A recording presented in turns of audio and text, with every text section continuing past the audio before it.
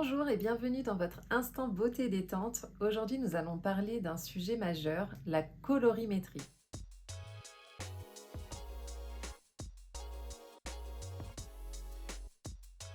Qu'est-ce que la colorimétrie? Donc la colorimétrie, ce sont les couleurs qui mettent en valeur ou non notre visage en l'illuminant ou pas. Donc pour ce faire, je vais vous montrer sur moi directement le doré.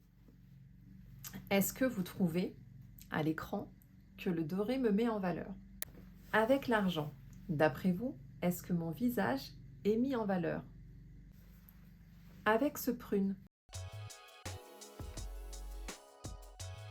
avec ce jaune, cette cape qui imite l'argent, comme on le peut constater, ma peau est beaucoup plus lumineuse, mes rougeurs ont quasiment disparu et l'ovale de mon visage se redessine. C'est donc l'argent qui me met le plus en valeur.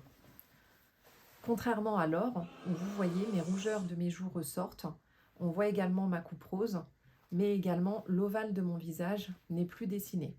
On va faire la même chose maintenant avec les autres couleurs. Le prune fait partie de ma palette de couleurs. Comme vous le voyez, il me met en valeur, il illumine mon visage et également il redessine l'ovale.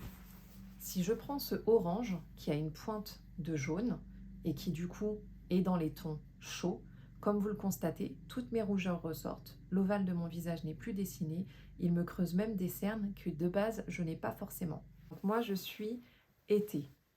Le froid me va le mieux. Donc voilà tout l'impact de la colorimétrie. Il est très important de connaître les couleurs qui nous correspondent.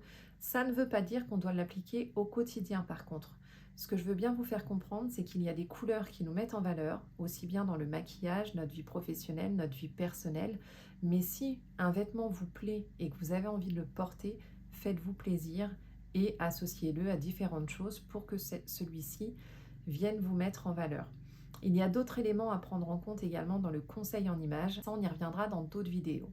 Moi, ce que je demande à mes clients, c'est de venir avec un haut neutre, blanc, beige très clair, voire ivoire ou gris très très clair. Sans bijoux et sans maquillage, à part du mascara éventuellement.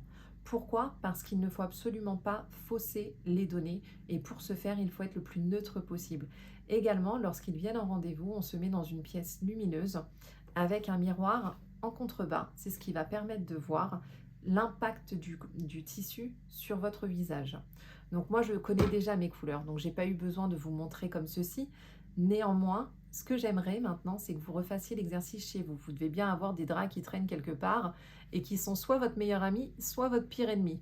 Donc n'hésitez pas à refaire cet exercice en vous positionnant face à une fenêtre et en mettant votre miroir en contrebas et le tissu à la suite. Et vous verrez de suite ce qu'il en est. Et j'ai hâte, c'est que vous me mettiez vos réponses dans les commentaires. C'est tout pour moi aujourd'hui. J'espère que cette vidéo vous aura plu. On étudiera le sujet un peu plus en profondeur dans d'autres vidéos.